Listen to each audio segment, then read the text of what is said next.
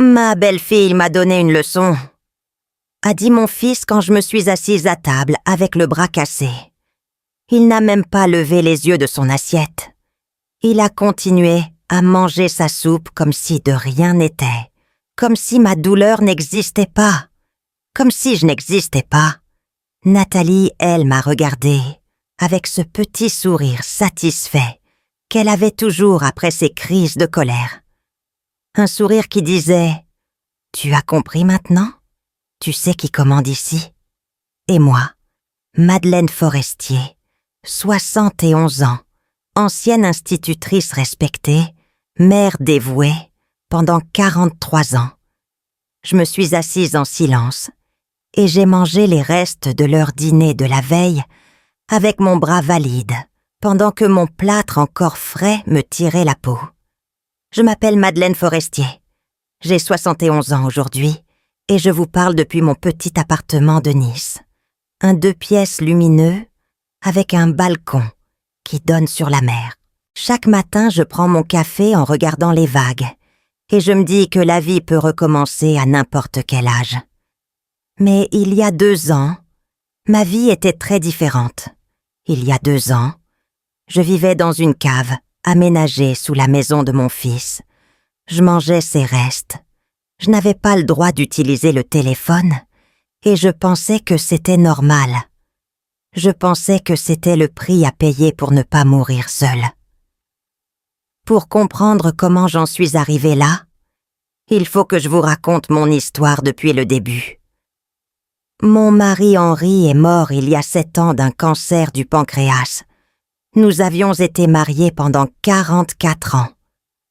44 ans de bonheur simple, de disputes et de réconciliations, de vacances en Bretagne, de dimanches en famille. Henri était architecte. Moi, j'étais institutrice dans une école primaire de Toulon. Nous avions une belle maison avec un jardin où Henri avait planté des rosiers. Nous avions notre fils unique, Sébastien, que nous adorions. Quand Henri est tombé malade, notre monde s'est effondré. 6 mois entre le diagnostic et la fin. 6 mois où j'ai regardé l'homme de ma vie disparaître petit à petit. Je me souviens de sa dernière nuit. Il m'a pris la main et il m'a dit « Madeleine, promets-moi de vivre. Promets-moi de ne pas rester seule dans cette maison à pleurer. Promets-moi d'être heureuse. » J'ai promis. Les larmes coulaient sur mes joues, mais j'ai promis. Et puis il est parti, doucement, dans son sommeil, et je me suis retrouvée seule dans cette grande maison vide, avec ses rosiers et ses souvenirs. Les 2 premières années après sa mort ont été terribles. Je ne savais plus qui j'étais sans Henri. Pendant 44 ans, j'avais été son épouse, sa compagne, sa confidente. Et soudain, plus rien. Le silence, le vide, les amis qui venaient au début puis qui s'éloignaient parce que le deuil des autres finit par fatiguer. Les dimanches interminables où je regardais par la fenêtre en attendant que le temps passe. Sébastien m'appelait 1 fois par semaine, toujours pressé, toujours entre 2 rendez-vous. « Ça va, maman ? Tu tiens le coup ? Bon, je te laisse, j'ai une réunion. » Et moi je disais « Oui, oui, ça va, ne t'inquiète pas pour moi. » Sébastien avait 42 ans à cette époque. Il travaillait comme cadre dans une entreprise de logistique, près de Lyon. Il avait épousé Nathalie 5 ans plus tôt, une femme que je n'avais rencontrée que 3 fois avant leur mariage. Elle était directrice commerciale dans une société de cosmétiques. Belle, froide, ambitieuse, le genre de femme qui calcule tout, qui pèse chaque mot, qui ne fait jamais rien sans raison. La première fois que je l'ai rencontrée, elle m'a serré la main comme on serre la main d'un concurrent. Pas d'embrassade, pas de chaleur. Juste un regard qui m'évaluait de haut en bas. J'aurais dû comprendre ce jour-là. Mais j'étais tellement heureuse que mon fils ait trouvé quelqu'un. Tellement soulagée qu'il ne soit pas seul. 3 ans après la mort d'Henri, Sébastien m'a appelé un dimanche soir. Sa voix était différente, presque enthousiaste. « Maman, j'ai une proposition à te faire. Nathalie et moi, on a trouvé une maison magnifique près de Lyon.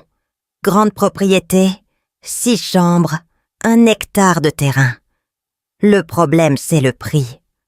On n'a pas tout à fait les fonds. » Il a marqué à une pause. « J'ai pensé que tu pourrais vendre la maison de Toulon et investir avec nous. En échange, tu viendrais vivre chez nous. Tu aurais ta propre chambre, ton espace. On serait une vraie famille. Tu ne serais plus seule, maman. Tu ne serais plus seule. » Ces mots ont résonné dans ma tête pendant des jours. Je ne serais plus seule. Plus de dimanches vides. Plus de silence interminable. Plus de conversation avec les murs. J'aurais mon fils, ma belle-fille. Peut-être des petits-enfants un jour. Une vraie famille, comme disait Sébastien. J'ai accepté. Bien sûr que j'ai accepté. Quelle mère n'aurait pas accepté? J'ai vendu la maison de Toulon. Celle qu'Henri avait construite de ses propres mains. Celle où Sébastien avait fait ses premiers pas. Celle où nous avions été heureux pendant 30 ans. J'ai vendu les rosiers d'Henri. J'ai vendu nos souvenirs. J'ai tout vendu. 300 000 €.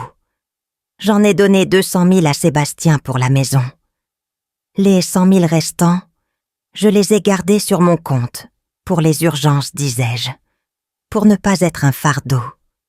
Le jour où j'ai quitté Toulon, ma sœur Geneviève m'a accompagnée à la gare. Elle vivait à Nice depuis sa retraite, et elle me regardait avec inquiétude. « Madeleine, tu es sûre de toi? Tu ne connais pas vraiment cette Nathalie. Et Sébastien, ça fait des années qu'il ne vient plus te voir. » J'ai souri. « C'est mon fils, Geneviève. Il m'aime. Tout ira bien. » Elle m'a serré dans ses bras, très fort. « Appelle-moi si ça ne va pas. Promets-le-moi. » J'ai promis. Une autre promesse que j'allais avoir du mal à tenir. Sébastien est venu me chercher à la gare de Lyon, seul. « Nathalie travaille, » a-t-il expliqué. « Elle te fait dire bienvenue. » Bienvenue. Le mot sonnait creux dans sa bouche. Nous avons roulé pendant 1 heure, jusqu'à la propriété. C'était effectivement magnifique. Une grande maison en pierre avec des volets bleus, un parc arboré, une piscine. Le genre de maison qu'on voit dans les magazines. « C'est beau, n'est-ce pas ?» a dit Sébastien avec fierté. « Grâce à toi, maman, on a pu réaliser notre rêve. Leur rêve, pas le mien. » Mais à ce moment-là, je ne voyais pas la différence. Nathalie nous attendait sur le perron. Elle portait un tailleur gris, impeccable comme toujours. Ses cheveux blonds tirés en chignon serré. Elle m'a fait la bise. 2 bises rapides et froides. « Bonsoir, Madeleine. Le voyage s'est bien passé? » Pas belle maman. Pas maman. Madeleine. Comme si j'étais une connaissance lointaine. Comme si je n'avais pas donné 200 000 € pour qu'elle puisse vivre dans cette maison. « Je vais te montrer ta chambre, » a dit Sébastien. Nous sommes entrés. Le salon était immense, décoré avec goût, des meubles design, des tableaux modernes. Tout sentait le neuf et l'argent. Nous avons monté l'escalier. Sébastien s'est arrêté devant une porte, au bout du couloir. « Voilà, c'est ici. » J'ai ouvert la porte. La chambre était petite mais correcte. Un lit simple, une armoire, une fenêtre donnant sur le jardin. « C'est parfait !» ai-je dit. « Merci mon chéri. » Mais le lendemain matin, tout a changé. Je suis descendue pour le petit déjeuner. Nathalie était dans la cuisine, un café à la main. Elle m'a regardée avec cette expression que j'allais apprendre à connaître. Ce mélange d'agacement et de mépris. « Madeleine, il faut qu'on parle. La chambre à l'étage. On en a besoin finalement. Mon frère vient souvent nous rendre visite. On a aménagé un espace pour vous en bas. » C'est plus pratique de toute façon, vous n'aurez pas à monter les escaliers. » Un espace en bas. C'était la cave. Oh, il l'avait aménagée, bien sûr. Un lit, une table de nuit, une petite commode. Mais c'était une cave. Pas de fenêtre donnant sur le jardin, juste un soupirail en hauteur, des murs en béton peints en blanc, une odeur d'humidité que le désodorisant n'arrivait pas à masquer, et surtout, une porte qui fermait à clé de l'extérieur. « C'est temporaire », a dit Sébastien quand il a vu mon visage. « Le temps que le frère de Nathalie trouve un appartement, quelques semaines tout au plus. » Quelques semaines. J'ai hoché la tête. Qu'est-ce que je pouvais dire? J'avais vendu ma maison. Je n'avais plus rien, nulle part où aller. Et Sébastien, mon fils, celui que j'avais porté pendant 9 mois, celui que j'avais élevé avec tout mon amour, me regardait avec ce sourire gêné qui disait « Fais un effort, maman, fais-le pour moi. » Alors j'ai descendu mes valises dans la cave. J'ai rangé mes vêtements dans la petite commode. J'ai posé la photo de mon mariage avec Henri sur la table de nuit. Et j'ai commencé ma nouvelle vie. Une vie où j'allais apprendre ce que signifie vraiment être invisible. Ce que signifie être un fardeau.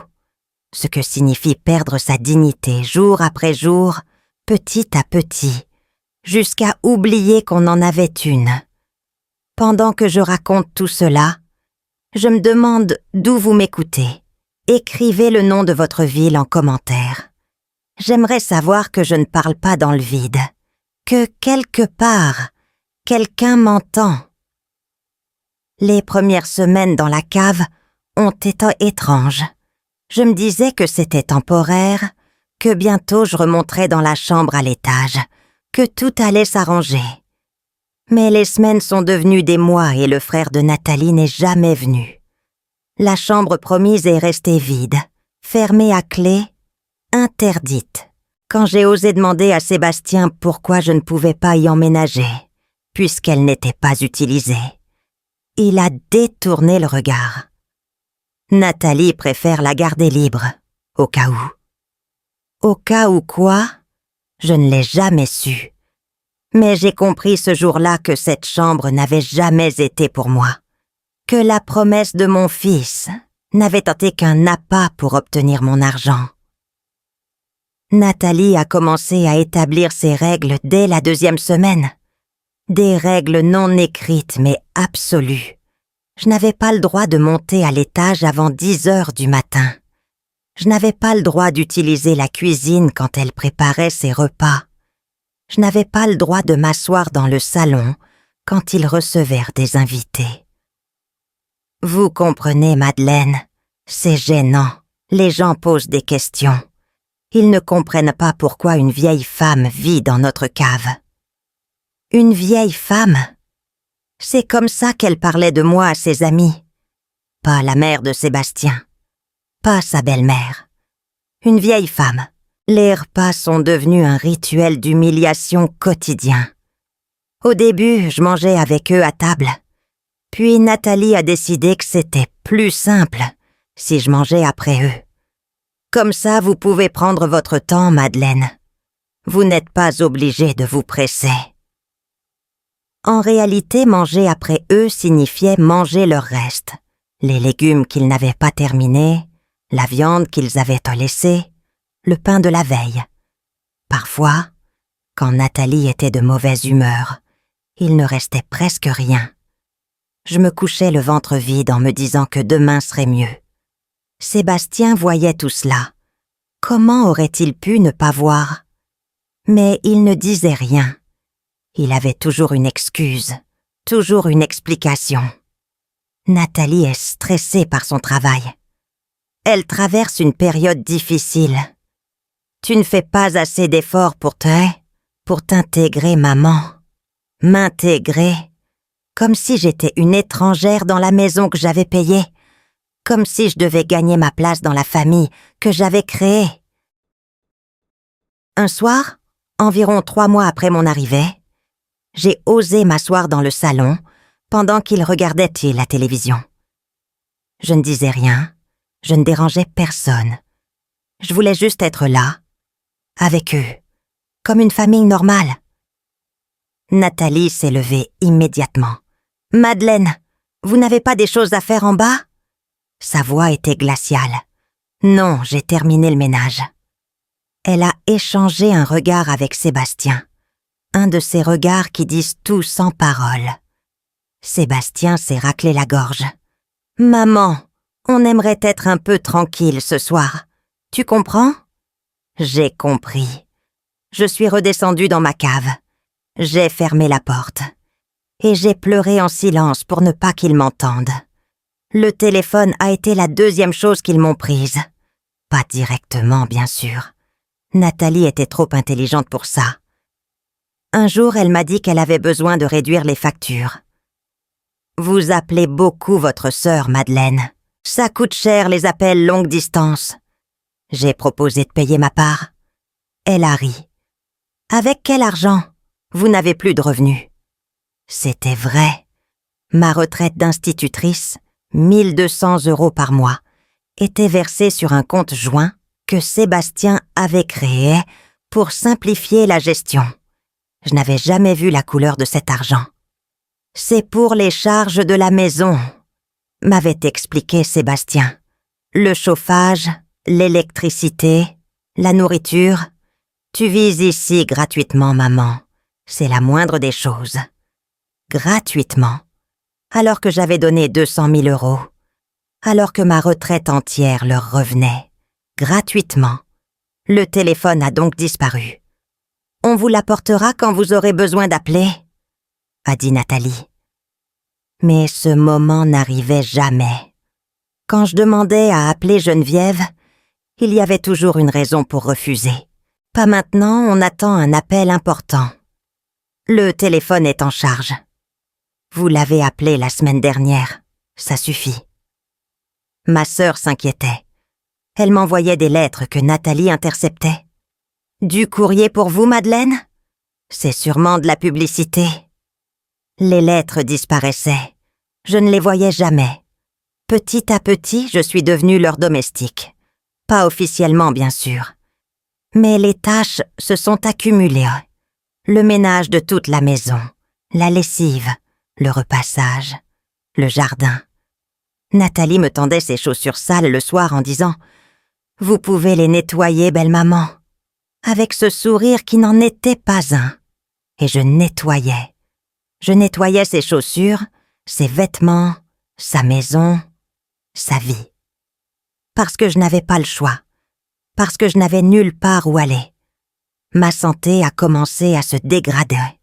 Le manque de nourriture, le manque de sommeil, le stress constant. J'ai perdu 15 kilos en 6 mois. Mes cheveux sont devenus ternes, ma peau grise. Quand je me regardais dans le petit miroir de la cave, je ne me reconnaissais plus. Où était passée Madeleine Forestier, l'institutrice respectée ? Où était passée la femme qu'Henri avait aimée ? Il ne restait qu'une ombre, une vieille femme qui vivait dans une cave et qui mangeait des restes. Un jour, j'ai eu une crise, une douleur terrible dans la poitrine. J'ai cru que je faisais un infarctus.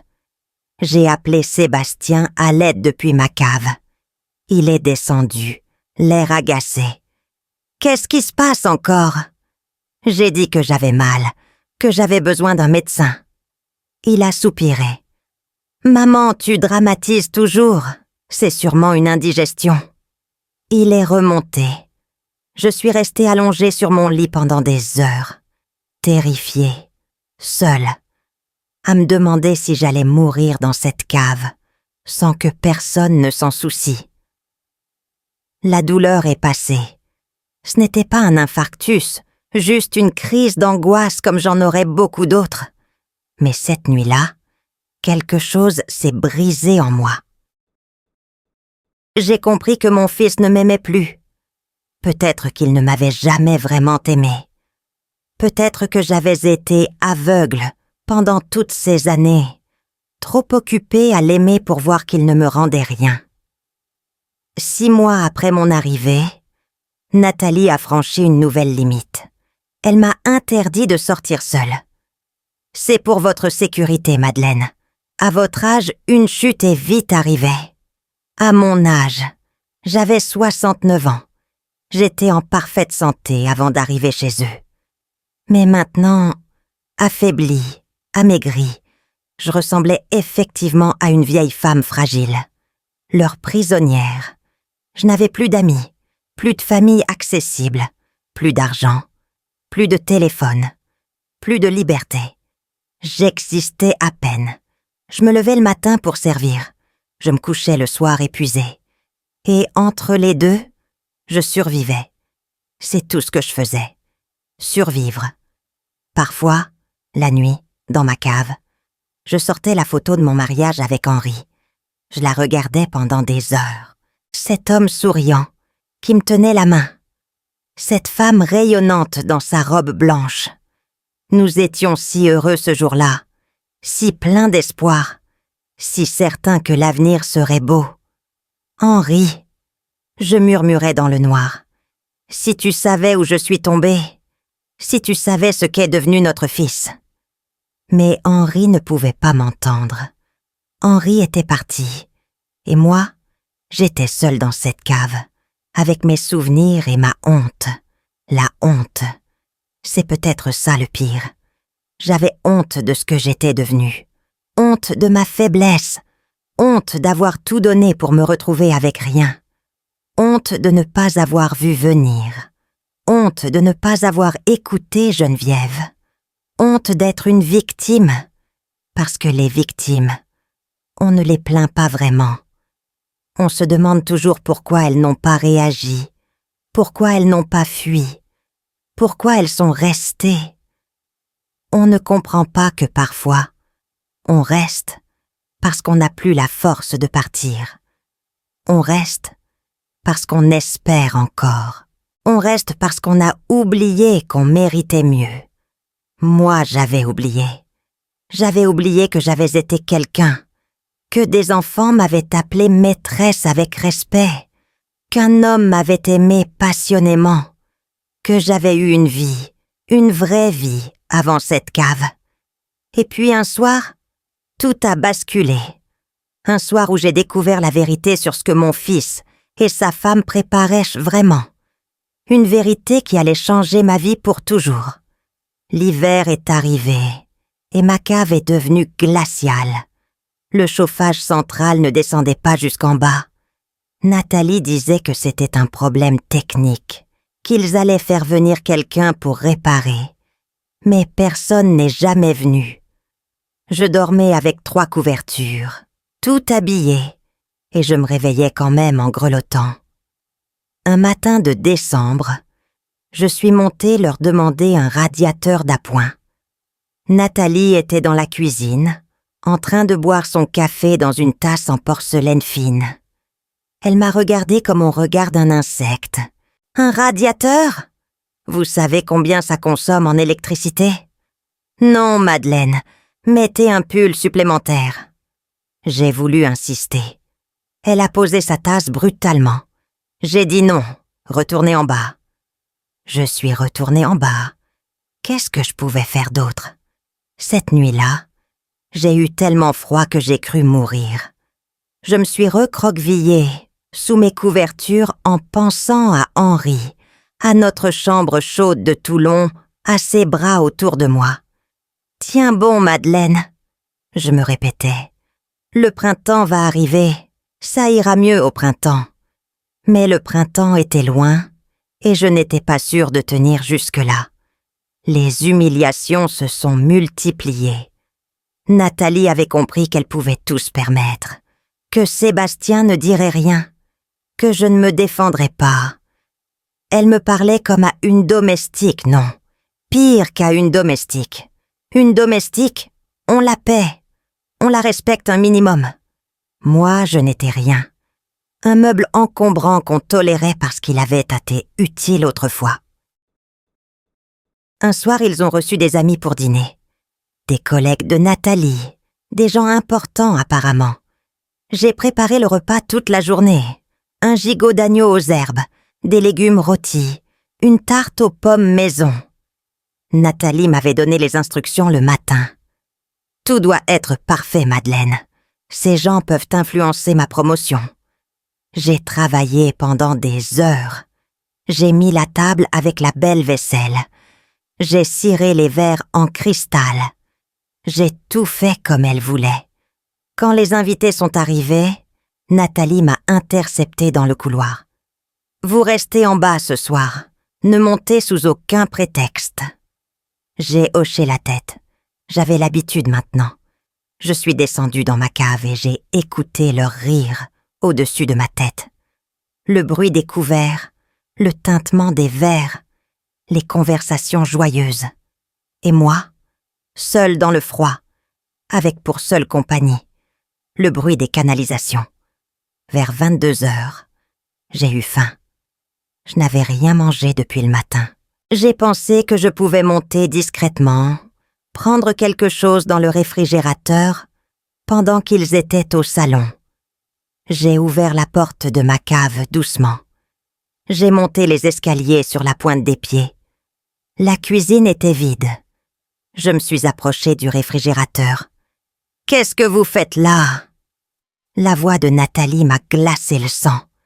Elle était dans l'encadrement de la porte, les bras croisés, le visage dur. Derrière elle, j'apercevais les invités qui regardaient Hickn dans ma direction avec curiosité. J'avais faim. Je voulais juste... Vous aviez faim. Elle a ri. Un rire méprisant qui a résonné dans toute la cuisine. Madeleine, je vous avais dit de rester en bas. Je sais, mais il n'y a pas de mais. Elle s'est tournée vers ses invités, avec un sourire gêné. Excusez-moi, c'est la mère de Sébastien. Elle a quelques problèmes de mémoire. Elle oublie les consignes. Problèmes de mémoire. Elle venait de dire devant des inconnus que j'avais des problèmes de mémoire. Comme si j'étais sénile. Comme si j'étais folle. Je n'ai pas de problème de mémoire. Ai-je dit d'une voix tremblante.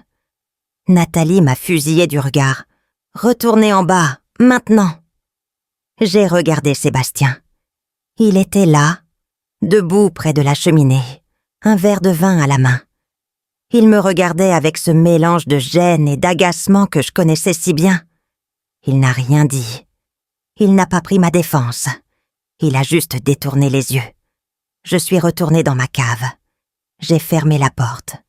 Je me suis assise sur mon lit et j'ai fixé le mur pendant des heures. Cette nuit-là, quelque chose est mort en moi. Le dernier espoir que mon fils m'aimait encore. Le dernier espoir que les choses s'arrangeraient. Il n'y avait plus d'espoir. Il n'y avait plus rien. Les semaines suivantes ont été les pires. Nathalie avait compris que je n'avais aucun recours, que personne ne viendrait me chercher, que j'étais complètement à sa merci. Elle en a profité. Les portions de nourriture ont diminué encore. Les tâches ménagères ont augmenté et les insultes sont devenues quotidiennes. Vous êtes lente, Madeleine. Vous êtes inutile. Vous êtes un fardeau. Sans nous, vous seriez à la rue. Sans eux. Comme si ce n'était pas mon argent qui avait payé leur maison. Comme si ce n'était pas ma retraite qui finançait leur vie confortable.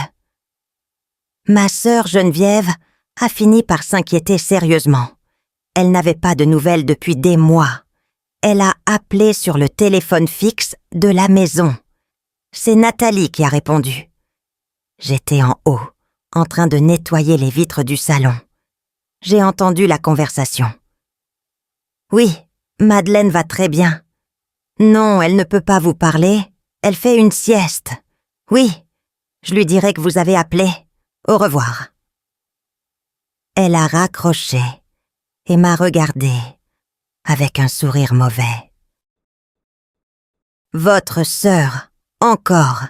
Elle est vraiment insistante, celle-là. Je voudrais lui parler. Ai-je dit, s'il vous plaît. Plus tard, peut-être.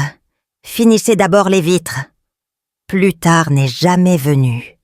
Je n'ai pas pu parler à Geneviève. Et Nathalie a changé le numéro de téléphone de la maison peu après. Trop démarcheur, a-t-elle expliqué à Sébastien. Mais je savais la vraie raison. Elle ne voulait pas que ma sœur me contacte. Elle ne voulait pas que quelqu'un découvre ce qui se passait dans cette maison. Un soir de février, j'ai fait quelque chose d'interdit. J'ai profité d'un moment où Nathalie et Sébastien étaient sortis pour monter dans le bureau. Je cherchais le téléphone, n'importe quel téléphone, pour appeler Geneviève.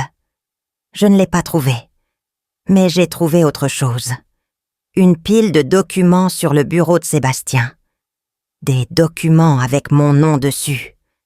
J'ai regardé par la fenêtre pour m'assurer que leur voiture n'arrivait pas. Puis j'ai commencé à lire. C'étaient des papiers bancaires, des relevés de compte. Mon compte, celui où ma retraite était versée chaque mois. J'ai parcouru les chiffres. Versement de la retraite, 1 200 €. Virement vers le compte de Sébastien, 1 200 €.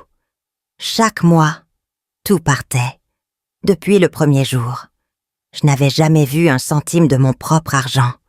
Mais ce n'était pas le pire. Sous les relevés bancaires, il y avait d'autres documents. Des documents que je n'avais jamais vus. Un acte de donation, daté du jour où j'avais vendu ma maison de Toulon. Un acte qui disait que je donnais 200 000 € à mon fils, sans condition, sans contrepartie. Définitivement. Ma signature était en bas de la page. Sauf que je n'avais jamais signé ça. J'avais signé un prêt familial, remboursable si nécessaire. Pas une donation. Jamais une donation. Mon sang s'est glacé. J'ai relu le document plusieurs fois. Ma signature était là, c'est vrai. Mais elle était étrange, un peu différente de ma vraie signature. Un peu trop appliquée. Une imitation. Une falsification. Mon fils avait falsifié ma signature. Mon fils m'avait volé 200 000 €. Mon fils m'avait piégé depuis le début. J'ai entendu une voiture dans l'allée. J'ai tout remis en place en vitesse. Je suis redescendue dans ma cave juste avant qu'il n'entre. Mon cœur battait si fort que j'avais l'impression qu'il allait exploser. Je me suis assise sur mon lit, tremblante, essayant de comprendre ce que je venais de découvrir. Tout était clair maintenant. L'invitation à venir vivre chez eux, les promesses de famille unie, la chambre qui n'avait jamais existé. Tout n'était qu'un plan pour me dépouiller. Ils avaient voulu mon argent depuis le début. Et une fois qu'ils l'avaient eu, ils m'avaient réduite en esclavage pour être sûrs que je ne parlerais jamais. Cette nuit-là, je n'ai pas dormi. Je regardais le plafond de ma cave en pensant à mon fils. Ce petit garçon que j'avais bercé. Cet enfant à qui j'avais appris à lire. Cet adolescent que j'avais consolé après ses premiers chagrins d'amour. Comment était-il devenu ce monstre? Comment avait-il pu me faire ça? Je pensais aussi à Nathalie. Elle était le cerveau de tout ça. J'en étais certaine. C'était elle qui avait eu l'idée. Elle qui avait organisé le piège. Elle qui avait falsifié le document ou fait faire la falsification. Sébastien était faible. Il l'avait toujours été. Mais Nathalie, elle, était calculatrice. Froide, intelligente, dangereuse. Et moi, j'étais piégée. Sans argent, sans téléphone, sans contact avec l'extérieur. Même si je voulais partir, où irais-je? Même si je voulais porter plainte, qui me croirait? Une vieille femme contre sa famille, une mère qui accuse son propre fils.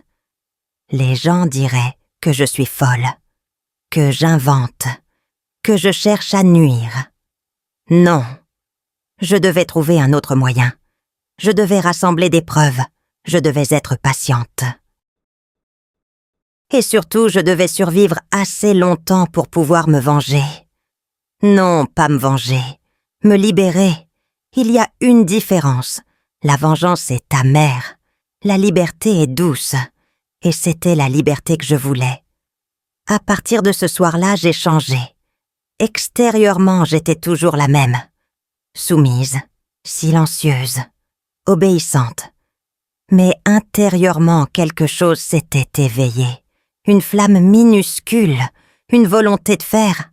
Il pensait m'avoir brisé. Il se trompait. Il m'avait juste ouvert les yeux. Avez-vous déjà découvert que quelqu'un que vous aimiez parlait de vous dans votre dos? Qu'il préparait quelque chose contre vous? Racontez-moi votre histoire dans les commentaires. J'aimerais savoir que je ne suis pas la seule à avoir vécu cette trahison. À partir de cette nuit, où j'ai découvert la vérité, j'ai commencé à jouer un rôle.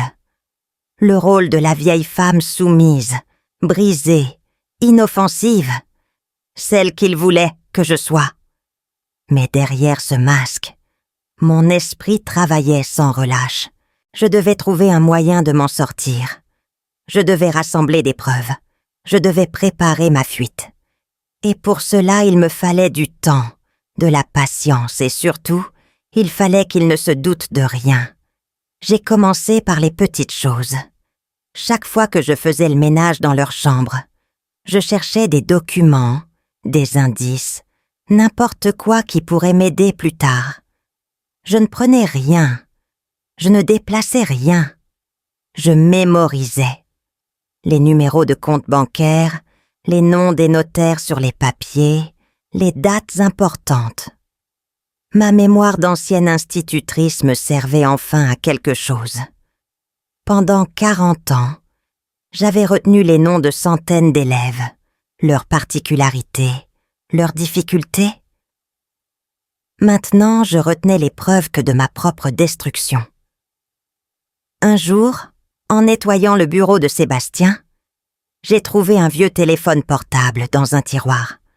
Un modèle ancien, avec un écran fissuré et une batterie presque morte, probablement un téléphone qu'il avait oublié là depuis des années.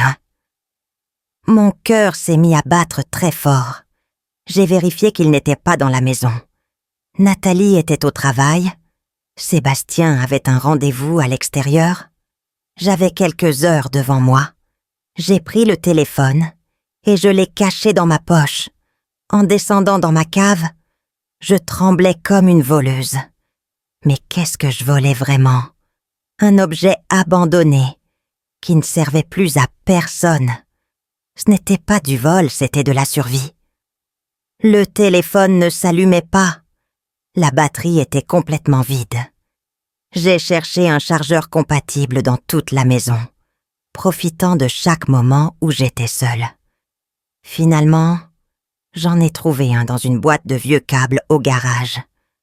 Je l'ai caché aussi, et chaque nuit, quand tout le monde dormait, je branchais le téléphone dans la seule prise de ma cave et j'attendais. Il m'a fallu 3 nuits pour que le téléphone accepte de s'allumer. L'écran fissuré affichait des images déformées, mais il fonctionnait. Pas de carte SIM, bien sûr, pas de possibilité d'appeler. Mais il y avait autre chose. Une fonction dictaphone. Je pouvais enregistrer des sons, je pouvais enregistrer des voix, je pouvais enregistrer des preuves. À partir de ce moment, le téléphone est devenu mon arme secrète. Je le gardais toujours sur moi, caché dans la poche intérieure de mon gilet. Chaque fois que Nathalie m'insultait, chaque fois qu'elle me menaçait, j'appuyais discrètement sur le bouton d'enregistrement. Je collectionnais ces paroles comme on collectionne des pierres précieuses.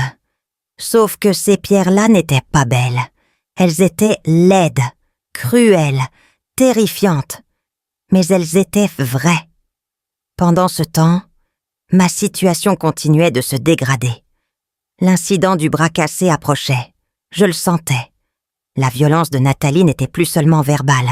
Elle devenait physique. Des bousculades dans le couloir. Des portes claquées exprès quand je passais. Un jour, elle m'a renversé un verre d'eau bouillante sur la main, en disant que c'était un accident. Ma main a été brûlée pendant 2 semaines. Sébastien a dit que je devais faire plus attention. Je maigrissais de plus en plus. Je pesais à peine 50 kilos maintenant, moi qui en avais fait 65 à mon arrivée. Mes vêtements flottaient autour de mon corps. Mes os saillaient sous ma peau. Quand je montais les escaliers, je devais m'arrêter à chaque marche pour reprendre mon souffle. Je devenais l'ombre de moi-même. Et personne ne s'en souciait. Un soir, j'ai réussi quelque chose d'extraordinaire. Nathalie avait laissé son téléphone portable sur la table de la cuisine pendant qu'elle prenait sa douche. Sans réfléchir, j'ai mémorisé le numéro de ma sœur Geneviève, qui était enregistré dans ses contacts. Je n'avais pas le temps d'appeler, elle pouvait revenir à tout moment. Mais j'avais le numéro. Je l'ai répété dans ma tête toute la soirée, toute la nuit, jusqu'à ce qu'il soit gravé dans ma mémoire, comme une prière. 06 23 45 67 89, le numéro de ma liberté. Les jours passaient, je continuais de jouer mon rôle, je continuais d'enregistrer, je continuais de survivre. Et quelque chose d'étrange s'est produit. Plus je me préparais à partir, plus je me sentais forte. Pas physiquement, bien sûr. J'étais de plus en plus faible. Mais mentalement, quelque chose avait changé. Je n'étais plus une victime passive. J'étais une prisonnière qui préparait son évasion. Et cette différence, aussi subtile soit-elle, me donnait une raison de continuer. Un après-midi de mars, quelque chose de décisif s'est produit. J'étais dans ma cave, en train de plier du linge, quand j'ai entendu des voix au-dessus de ma tête. Nathalie et Sébastien discutaient dans le salon.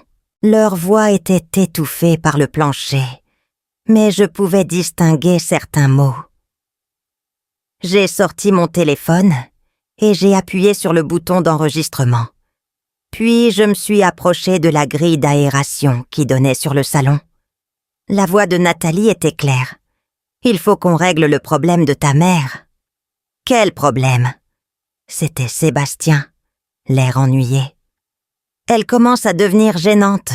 L'autre jour, j'ai cru qu'elle fouillait dans le bureau.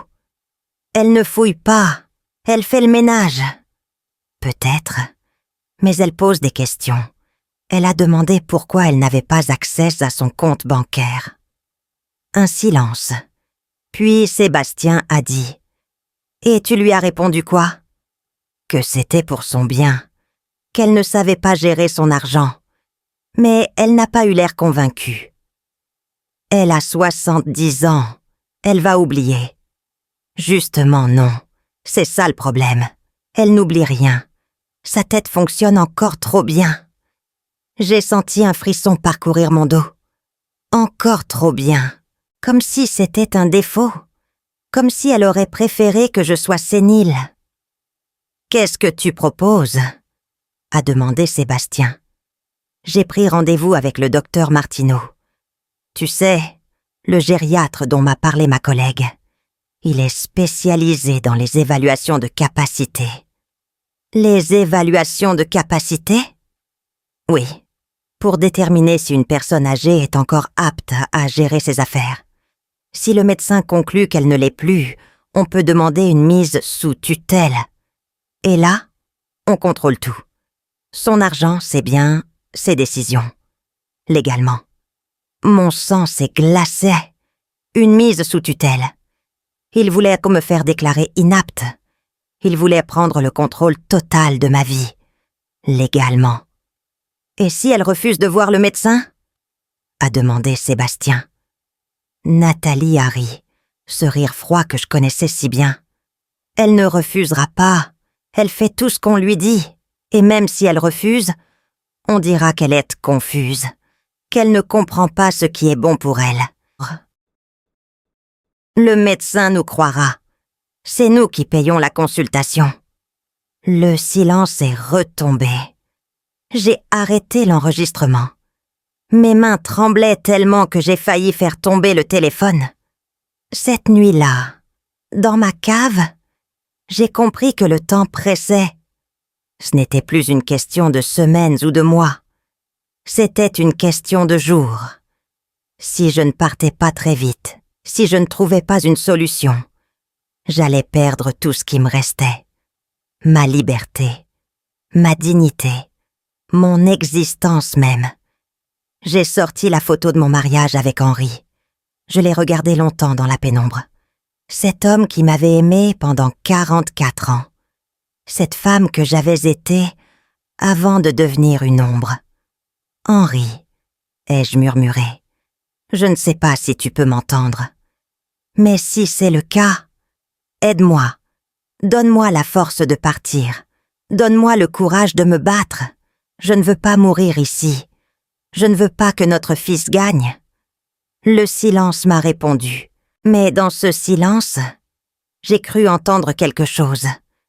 Pas une voix, non. Plutôt une sensation. Une chaleur dans ma poitrine. Une certitude que je n'étais pas seule. Cette nuit-là, j'ai pris une décision. Je ne serai plus jamais une victime. Je ne me laisserai plus jamais faire. Peu importe ce qu'il m'en coûterait, peu importe les risques, j'allais me battre. Pour ma liberté, pour ma dignité, pour Henri qui m'avait fait promettre de vivre. Le lendemain matin, quand je suis montée faire le ménage, j'avais un nouveau regard. Un regard que Nathalie n'a pas remarqué. Un regard de femme qui n'a plus rien à perdre. Un regard de survivante. Quelques jours après avoir surpris leur conversation sur la mise sous tutelle, j'ai décidé de tenter quelque chose de risqué. J'avais besoin de contacter Geneviève. C'était ma seule chance. Si je pouvais lui faire parvenir un message, lui expliquer ma situation, elle pourrait m'aider. Elle pourrait venir me chercher. Elle pourrait me sauver. J'ai commencé à écrire une lettre. Pas sur du papier normal, ils auraient pu la trouver. Non, j'écrivais sur des petits bouts de papier toilette que je cachais ensuite dans la doublure de mon matelas. Chaque nuit, j'ajoutais quelques lignes. Ma chère Geneviève, je suis prisonnière. Sébastien et Nathalie me maltraitent. Ils m'ont volé mon argent. Ils veulent pour me faire déclarer folle. S'il te plaît, viens me chercher. Je suis à l'adresse suivante. J'écrivais avec un bout de crayon que j'avais trouvé sous une commode en faisant le ménage. Chaque mot me coûtait. Chaque phrase était un acte de résistance. Quand la lettre a été terminée, j'ai dû trouver un moyen de l'envoyer. C'était la partie la plus dangereuse. Je n'avais pas le droit de sortir seule. Je n'avais pas accès au timbre. Je n'avais aucun moyen d'atteindre une boîte aux lettres. Mais j'ai remarqué quelque chose. Une fois par semaine, le facteur venait déposer le courrier dans la boîte, au bout de l'allée. Et parfois, quand il y avait des colis, il sonnait à la porte. J'ai attendu le bon moment. Un mardi matin, j'ai entendu la sonnette. Nathalie était sous la douche. Sébastien était parti au travail. J'ai couru jusqu'à la porte. Enfin, couru est un grand mot. J'ai marché aussi vite que mes jambes affaiblies me le permettaient. J'ai ouvert. Le facteur était là, un colis dans les mains. « Bonjour, madame », a-t-il dit. « Un colis pour madame Nathalie Forestier. » J'ai pris le colis. Et puis, sans réfléchir, j'ai sorti ma lettre de ma poche. « Monsieur, s'il vous plaît, pouvez-vous poster cette lettre pour moi? C'est très important. C'est une question de vie ou de mort. » Le facteur m'a regardé avec surprise. Il a vu mes yeux suppliants, mon visage émacié, mes mains tremblantes. Il a hésité une seconde, puis il a pris la lettre. « Bien sûr, madame, je la posterai au bureau. »« Merci, » ai-je murmuré. « Merci infiniment. » Il est parti. J'ai refermé la porte. Mon cœur battait si fort que j'avais l'impression qu'il allait sortir de ma poitrine. J'avais réussi. La lettre était partie. Geneviève allait la recevoir. Elle allait venir. Tout allait s'arranger. Mais je m'étais trompée. Terriblement trompée. 3 jours plus tard, Nathalie est descendue dans ma cave. Elle avait quelque chose dans la main. Une enveloppe. Mon enveloppe. Ma lettre à Geneviève. « Vous avez perdu quelque chose, Madeleine ?» Mon sang s'est glacé. Comment avait-elle récupéré cette lettre? Elle a dû voir l'incompréhension sur mon visage car elle a souri. Ce sourire cruel que je connaissais si bien. Le facteur, c'est le cousin de ma collègue Martine. Quand il a vu l'adresse de l'expéditeur, il a trouvé ça bizarre. Une lettre envoyée depuis notre maison, mais pas par nous. Alors il a appelé Martine, qui m'a appelé. Et voilà! Elle a agité la lettre devant mes yeux. Prisonnière, maltraitée, volée. Vous avez beaucoup d'imagination, belle maman. J'ai reculé contre le mur. C'est la vérité. Ai-je murmuré? Tout ce que j'ai écrit est vrai. La vérité?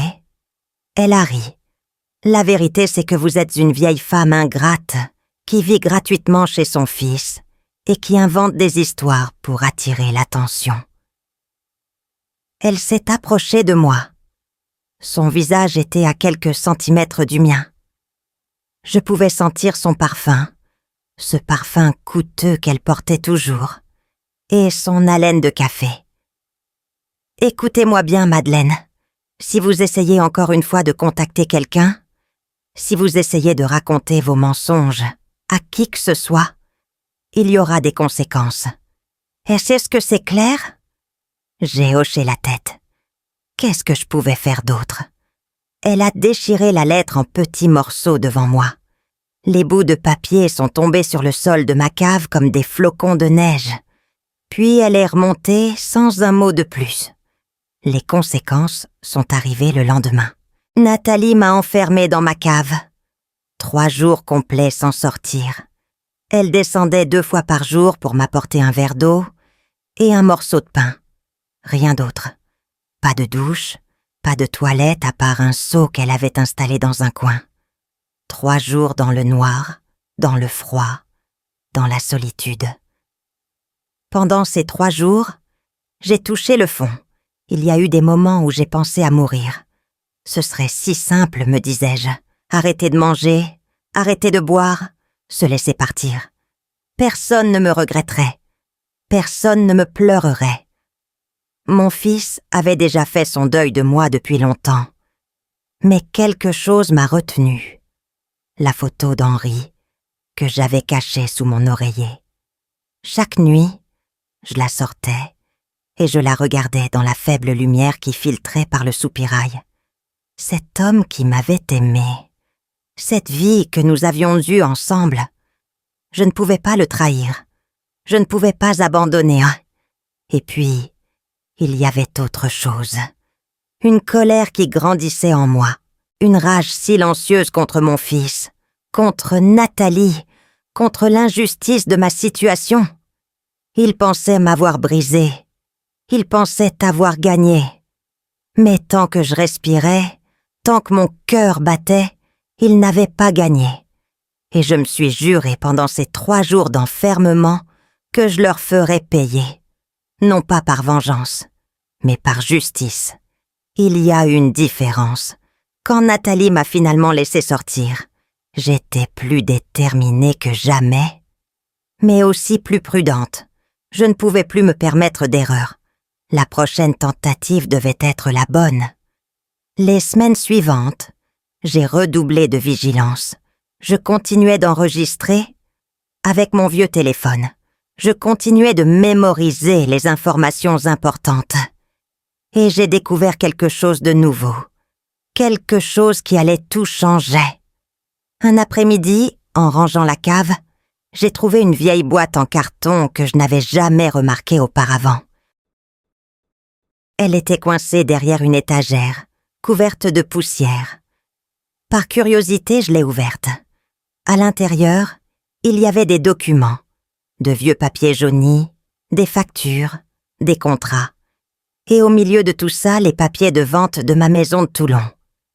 J'ai tout sorti et j'ai examiné chaque document attentivement. Il y avait l'acte de vente original, celui que j'avais signé devant le notaire. 300 000 € pour ma maison. Et il y avait un autre document, un document que je n'avais jamais vu, un acte de prêt familial. daté du même jour que la vente. Un acte qui stipulait que je prêtais 180 000 € à mon fils Sébastien Forestier, remboursable sur demande, avec un taux d'intérêt de 2% par an.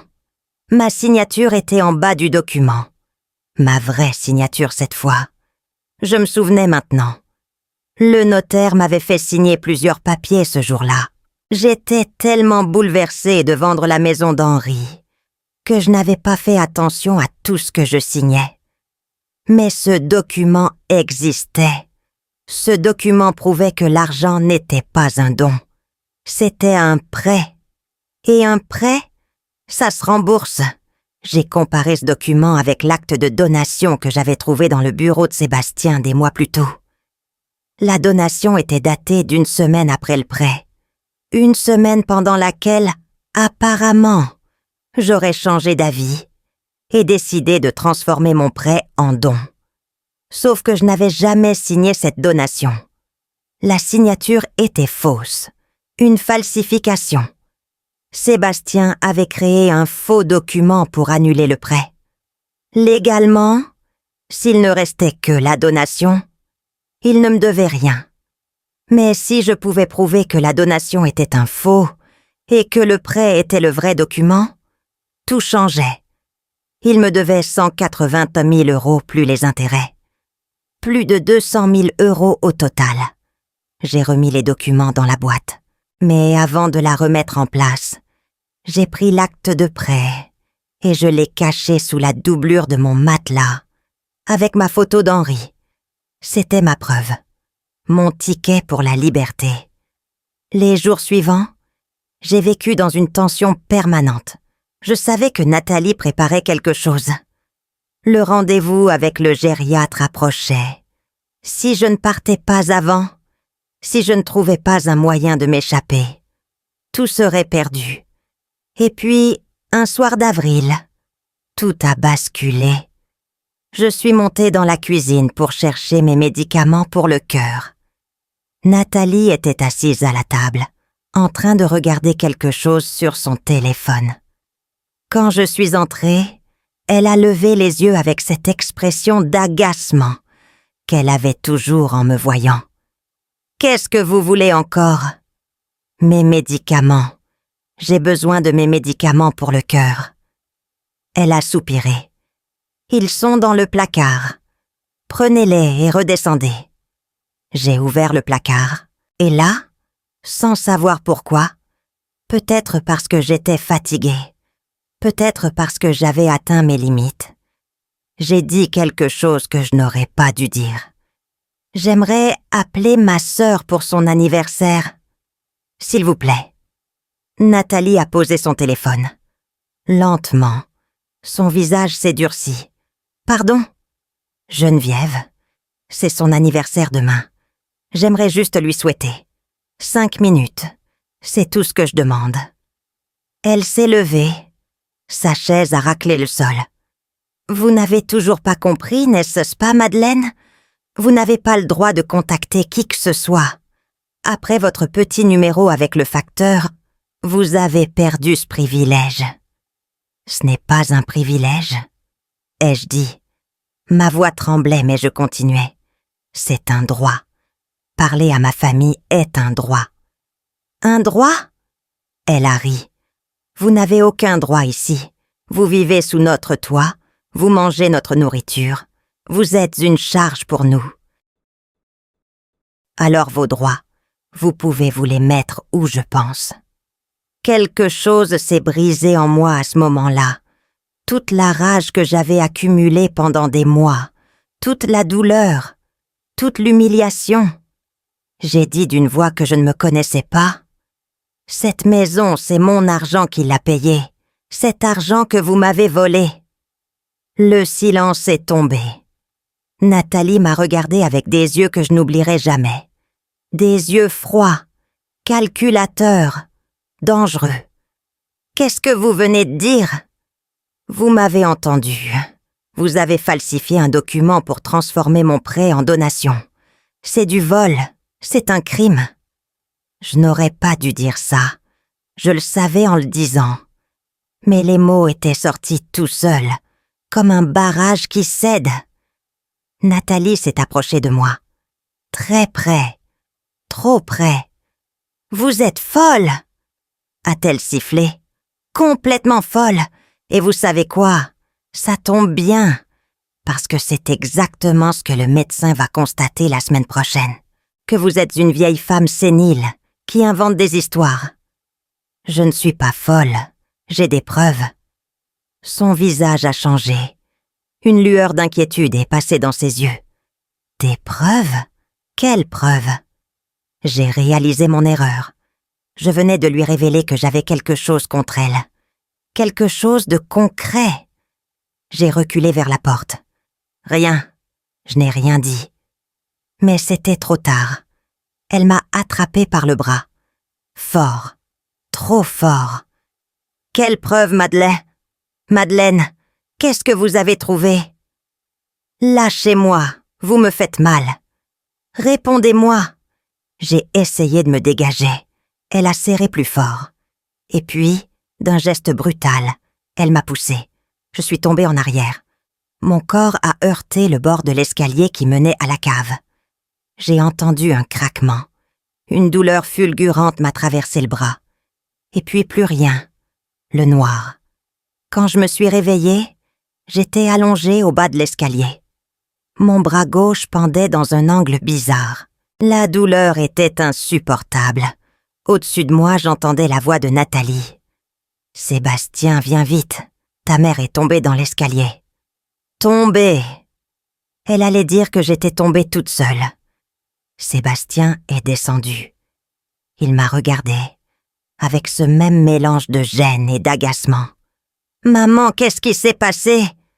J'ai ouvert la bouche pour dire la vérité, pour dire que Nathalie m'avait poussée. Mais j'ai croisé son regard. Ce regard qui disait un mot de travers et tu le regretteras. Et j'ai eu peur, peur de ce qu'elle pourrait faire si je parlais. Je suis tombée. Ai-je murmuré. J'ai glissé. À l'hôpital, les médecins ont diagnostiqué une fracture du radius. Ils m'ont mis un plâtre. Ils m'ont posé des questions. « Comment êtes-vous tombée, madame ?» J'ai répété le mensonge. J'ai glissé dans l'escalier. Je suis maladroite. Nathalie était là, assise à côté de moi, tenant ma main comme une belle fille dévouée. Elle a des problèmes d'équilibre. A-t-elle expliqué au médecin avec son sourire le plus charmant. On s'inquiète beaucoup pour elle. Le soir, quand nous sommes rentrées à la maison, j'ai dû m'asseoir à table avec eux pour le dîner. Nathalie l'avait exigé. Pour montrer que tout va bien, avait-elle dit. Mon bras dans son plâtre me faisait terriblement mal. J'avais du mal à tenir ma fourchette. Et c'est à ce moment-là que Sébastien a prononcé cette phrase. Cette phrase que je n'oublierai jamais de ma vie. « Ma belle-fille m'a donné une leçon », a-t-il dit en regardant mon bras cassé. Et il a continué à manger sa soupe comme si de rien n'était. Cette nuit-là, dans ma cave, j'ai compris que je n'avais plus le choix. Si je restais, ils allaient me tuer. Peut-être pas directement, peut-être pas tout de suite. Mais ils allaient me tuer. Un accident à la fois, une chute à la fois. Jusqu'à ce qu'il ne reste plus rien de moi. Je devais partir. Maintenant, avant qu'il ne soit trop tard. Pendant les jours qui ont suivi l'incident du bras cassé, j'ai préparé mon évasion avec une précision obsessionnelle. Je savais que je n'aurais qu'une seule chance. Si j'échouais, je ne survivrais pas à leur punition. J'ai commencé à observer leurs habitudes avec une attention nouvelle. Sébastien partait travailler à 8 heures du matin et rentrait vers 19 heures.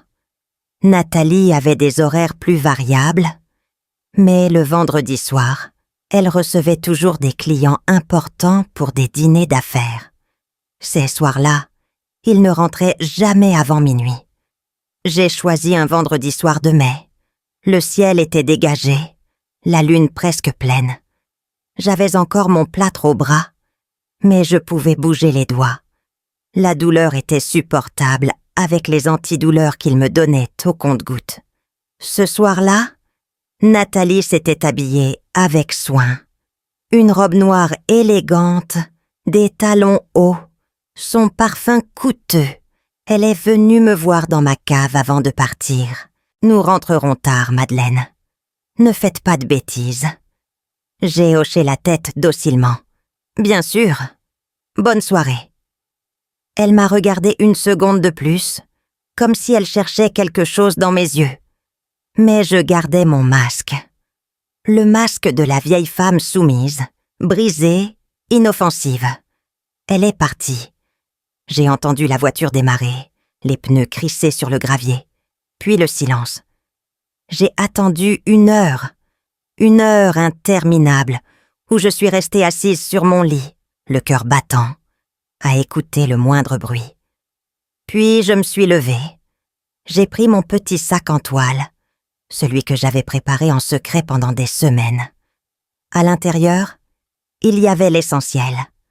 L'acte de prêt caché sous la doublure de mon matelas, la photo de mon mariage avec Henri, mon vieux téléphone avec tous les enregistrements, quelques vêtements. C'était tout ce que je possédais. Toute ma vie tenait dans un sac en toile. Je suis montée l'escalier de la cave lentement, prudemment. La porte n'était pas fermée à clé. Il ne la fermait plus depuis quelques semaines. Il pensait m'avoir suffisamment terrorisée pour que je n'ose plus rien tenter. Ils avaient tort. La maison était plongée dans l'obscurité. Je connaissais chaque recoin, chaque meuble, chaque obstacle après des mois à faire le ménage. J'ai traversé le couloir sans allumer la lumière. Mon cœur battait si fort que j'avais l'impression que les murs l'entendaient. J'ai atteint la cuisine. Sur le plan de travail, Nathalie avait laissé son trousseau de clés de secours, celui qu'elle gardait toujours ici au cas où. Les clés de sa voiture. Une petite Peugeot blanche garée dans le garage. Je les ai prises. Mes mains tremblaient tellement que j'ai failli les faire tomber. Et puis j'ai vu autre chose. Le téléphone portable de Nathalie. Elle avait dû l'oublier dans sa précipitation. Ou peut-être en avait-elle un autre pour les occasions professionnelles. Peu importait. Je l'ai pris aussi. Mon cœur battait à tout rompre. J'ai ouvert la porte du garage. La voiture était là, blanche et silencieuse, comme une promesse de liberté. Je n'avais pas conduit depuis 10 ans, depuis la mort d'Henri. Je ne savais même pas si j'en étais encore capable. Mais je n'avais pas le choix. Je me suis installée au volant. Le siège était réglé pour Nathalie, beaucoup plus grande que moi. J'ai tâtonné pour trouver le bon réglage. Mon bras plâtré me gênait, mais je pouvais tenir le volant avec ma main droite. J'ai mis le contact. Le moteur a ronronné doucement. J'ai ouvert la porte du garage avec la télécommande et j'ai reculé dans l'allée. Le portail automatique s'est ouvert. La rue était déserte. La nuit m'enveloppait comme un manteau protecteur. J'ai engagé la voiture sur la route et j'ai commencé à rouler. Direction Nice. Direction Geneviève. Direction la liberté. Les premières minutes ont été terrifiantes. Je conduisais lentement, agrippée au volant, terrifiée à l'idée de faire une erreur. Les autres voitures me dépassaient en klaxonnant. Je m'en fichais. Je continuais. Kilomètre après kilomètre, ville après ville. Lyon, Valence, Avignon, Aix-en-Provence.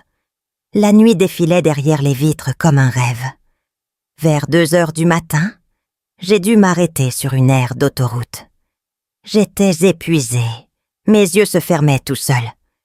J'ai garé la voiture dans un coin sombre. Et j'ai dormi quelques heures, recroquevillée sur le siège avant. Un sommeil agité, peuplé de cauchemars, où Nathalie me rattrapait, où Sébastien me ramenait dans ma cave, où je mourais seule dans le noir. Je me suis réveillée à l'aube. Le soleil se levait sur l'horizon, orange et rose. J'ai repris la route. Mon téléphone volé, celui de Nathalie, n'arrêtait pas de vibrer. Des appels de Sébastien, des messages furieux. « Maman, où es-tu ? Reviens immédiatement. Tu ne sais pas ce que tu fais. » Je n'ai répondu à aucun. J'ai continué de rouler. À 9h du matin, je suis arrivée à Nice. Je connaissais l'adresse de Geneviève par cœur. Un petit immeuble dans le quartier de Cimiez, avec vue sur la mer. J'ai garé la voiture n'importe comment. Je me fichais des contraventions. J'ai pris mon sac et je suis sortie. Mes jambes tremblaient. Mon bras me faisait mal. J'avais faim, soif. J'étais sale et épuisée. Mais j'étais là. J'avais réussi. J'ai sonné à l'interphone. Une voix ensommeillée a répondu. « Oui, Geneviève. C'est moi, c'est Madeleine. » Un silence, puis un cri. « Madeleine ?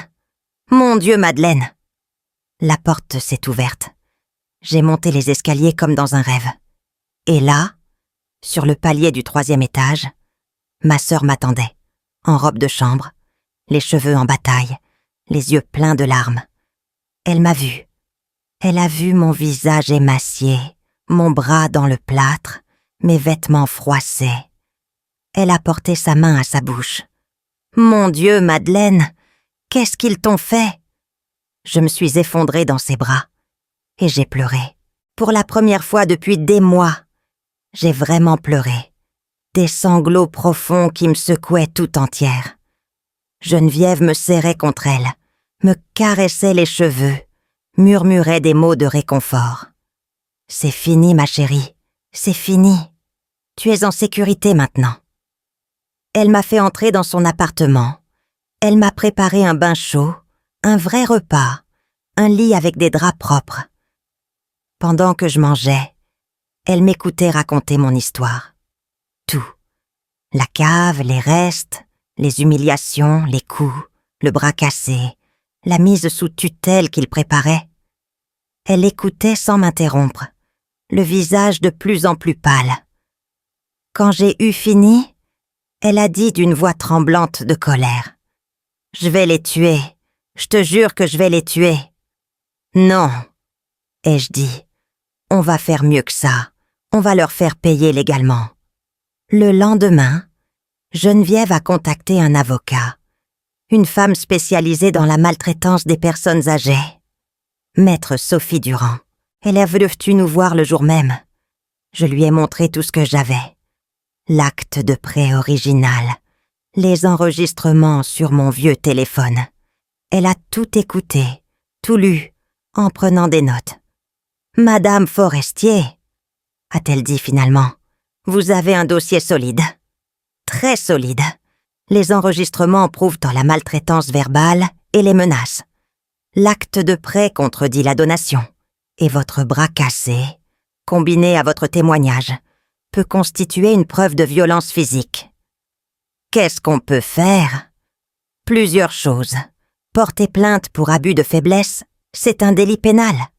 Engager une procédure civile pour récupérer l'argent du prêt et demander des dommages et intérêts pour préjudice moral et physique. Mon cœur battait fort. Et ils peuvent être condamnés? S'ils sont reconnus coupables, oui. Prison avec sursis probablement pour votre fils.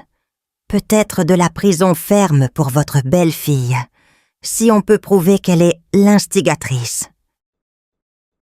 Et financièrement, ils devront vous rembourser l'intégralité du prêt, plus les intérêts, plus les dommages. Ce soir-là, dans la chambre d'amis de Geneviève, j'ai sorti la photo d'Henri. Je l'ai regardé longtemps dans la lumière douce de la lampe de chevet.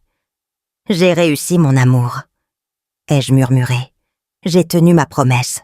Je suis vivante. Et maintenant je vais me battre. La procédure judiciaire a duré 8 mois. 8 mois pendant lesquels j'ai dû revivre chaque humiliation, chaque violence, chaque trahison devant des avocats, des juges, des experts. Maître Durand m'avait prévenu que ce serait difficile. Mais je n'avais pas imaginé à quel point. Chaque audience était une épreuve. Voir Sébastien assis de l'autre côté de la salle évitant mon regard, me faisait plus mal que tous les coups de Nathalie. Mon propre fils, celui que j'avais porté pendant 9 mois, celui que j'avais élevé avec tout mon amour, me regardait maintenant comme une ennemie à abattre. Nathalie, elle, était fidèle à elle-même, froide, calculatrice, parfaitement habillée. Elle niait tout avec une assurance déconcertante. « Madame Forestier est confuse », répétait-elle. « Elle invente des histoires pour attirer l'attention. Nous l'avons accueillie chez nous par générosité. Et voilà comment elle nous remercie. » Mais les preuves étaient là. Les enregistrements que j'avais faits, et avec mon vieux téléphone, ont été authentifiés par un expert.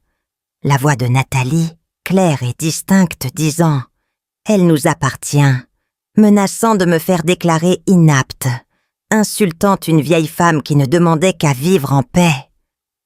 L'acte de prêt original a été comparé à la prétendue donation par un graphologue qui a confirmé ce que je savais depuis le début. La signature sur la donation était un faux, une imitation maladroite de mon écriture.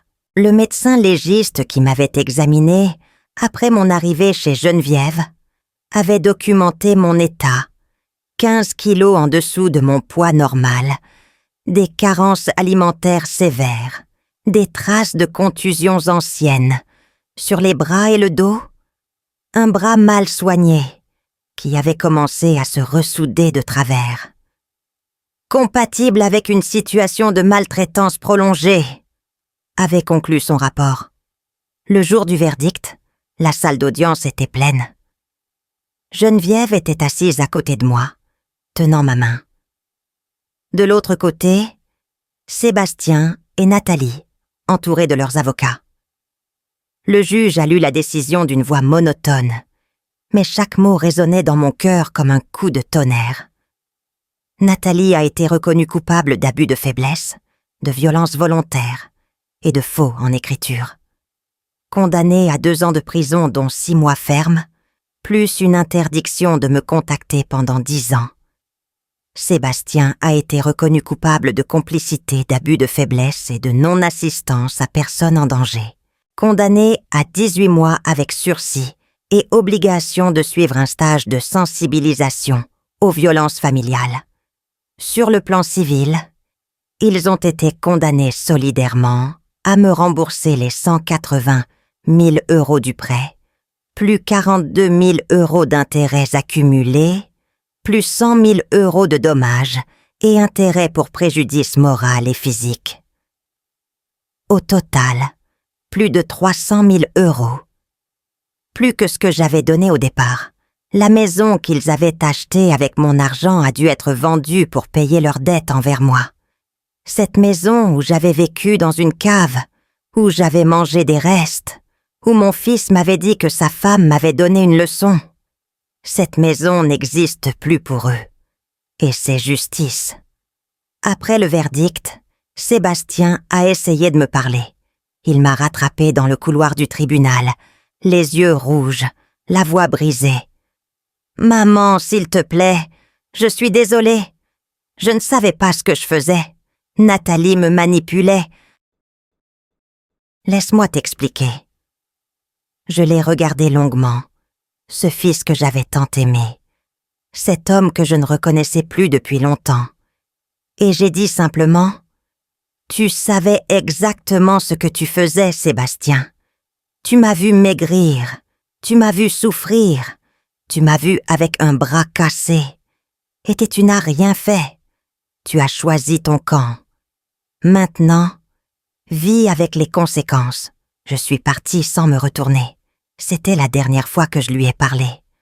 Aujourd'hui, 2 ans ont passé depuis le procès. J'habite un petit appartement lumineux à Nice, à quelques rues de chez Geneviève. 2 pièces avec un balcon qui donne sur la mer. Chaque matin, je prends mon café en regardant les vagues et je me dis que la vie peut recommencer à n'importe quel âge. J'ai repris du poids. Mes cheveux ont retrouvé leur éclat, mes joues leur couleur. Je ne ressemble plus à l'ombre qui est sortie de cette cave il y a 2 ans. J'ai retrouvé Madeleine Forestier, l'institutrice respectée, la femme qu'Henry avait aimée. Nathalie a purgé ses 6 mois de prison. Aux dernières nouvelles, Sébastien et elle ont divorcé. Elle l'a quitté dès qu'il n'a plus eu d'argent. Sans la maison, sans les économies, sans le train de vie luxueux, elle n'avait plus aucune raison de rester. Sébastien vit maintenant seul dans un petit studio, en banlieue de Lyon. Il travaille toujours, mais il a perdu beaucoup. Sa réputation, son confort, sa famille. Parfois, je me demande s'il pense à moi, s'il regrette vraiment, s'il comprend enfin ce qu'il a fait. Mais ces questions ne me hantent plus. J'ai fait mon deuil de ce fils. Le petit garçon que j'ai élevé n'existe plus depuis longtemps. Peut-être n'a-t-il jamais vraiment existé. Ce qui reste, c'est un homme qui a choisi de fermer les yeux pendant que sa mère souffrait. Et pour cela, il n'y a pas de pardon possible. Cela fait maintenant 3 ans que j'ai quitté cette cave. 3 ans que j'ai retrouvé ma liberté, ma dignité, ma vie. Quand je regarde en arrière, j'ai parfois du mal à croire que tout cela m'est vraiment arrivé, que j'ai vraiment vécu dans cette maison comme une prisonnière, que mon propre fils m'a vraiment regardé avec un bras cassé en disant que sa femme m'avait donné une leçon. Et pourtant, c'était ma réalité. C'était mon quotidien pendant près de 2 ans. Et si je n'avais pas trouvé la force de partir cette nuit-là, si je n'avais pas volé ses clés et conduit pendant des heures jusqu'à Nice, je ne serais probablement plus là pour raconter cette histoire. Ma vie aujourd'hui est simple mais belle. Je me lève chaque matin vers 7 heures. Je prépare mon café dans ma petite cuisine ensoleillée et je sors sur mon balcon pour regarder la mer. La Méditerranée change de couleur selon les heures et les saisons. Tantôt bleu profond, tantôt turquoise, tantôt grise, sous les nuages d'orage. Je ne me lasse jamais de ce spectacle. Après toutes ces nuits passées dans une cave sans fenêtre, chaque lever de soleil est un cadeau. Geneviève vient me voir presque tous les jours.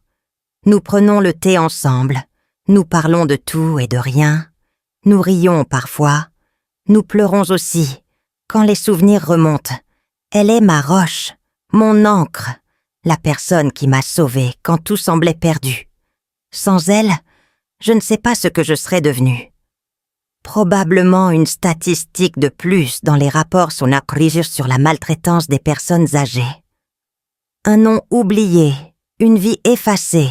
J'ai commencé à faire du bénévolat dans une association qui aide les personnes âgées isolées.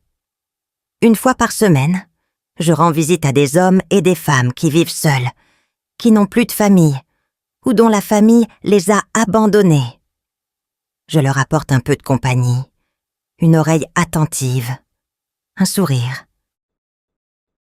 Je leur raconte parfois mon histoire, pas pour me plaindre, mais pour leur montrer qu'on peut s'en sortir, qu'il n'est jamais trop tard pour se battre, qu'on peut reconstruire sa vie, même quand tout semble détruit. Certains pleurent en m'écoutant. D'autres me prennent la main et me disent merci. Ces moments-là valent tout l'or du monde. L'argent récupéré du procès m'a permis d'acheter mon appartement et de vivre confortablement. Je n'ai pas besoin de grand-chose.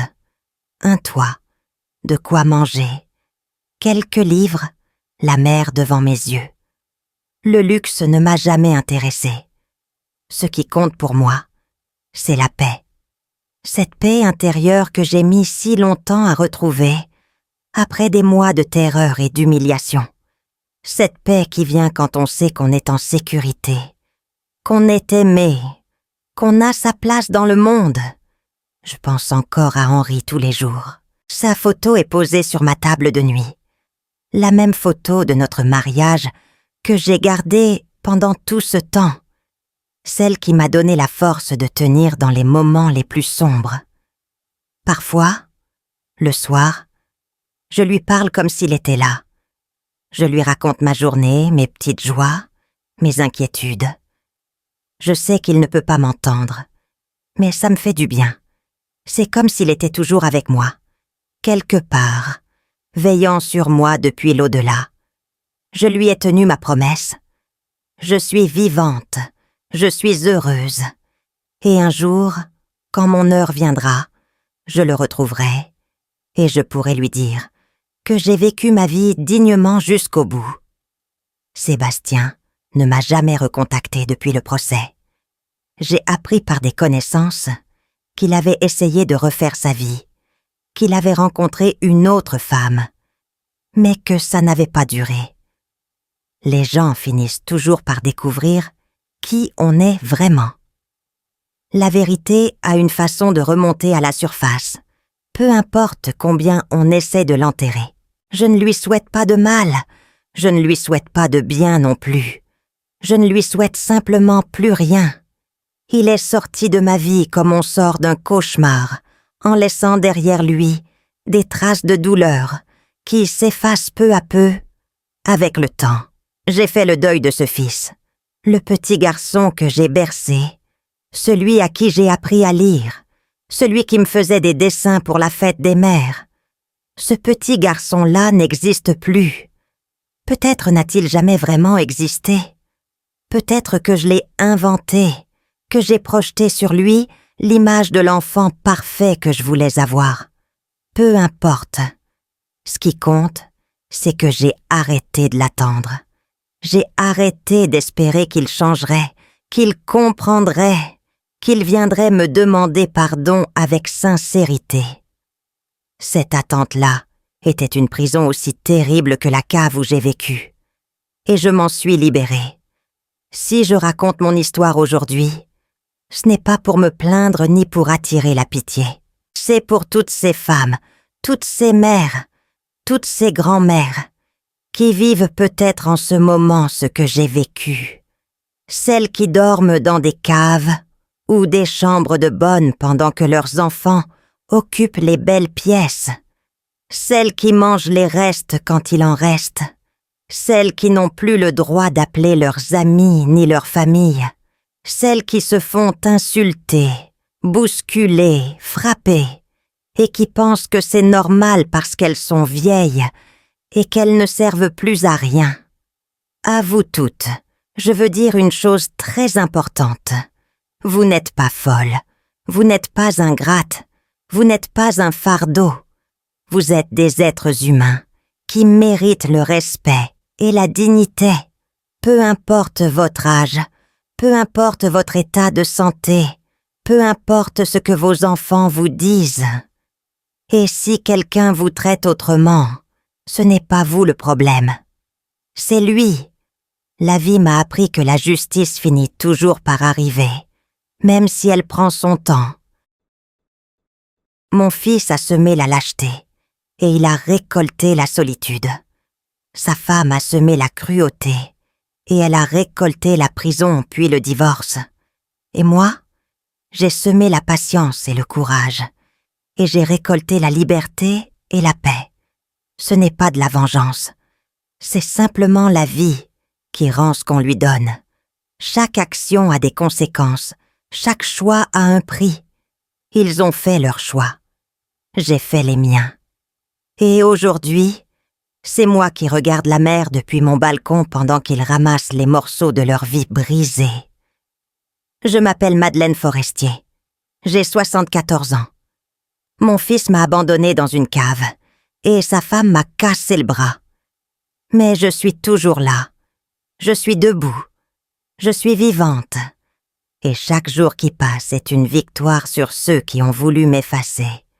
Merci de m'avoir écouté jusqu'au bout.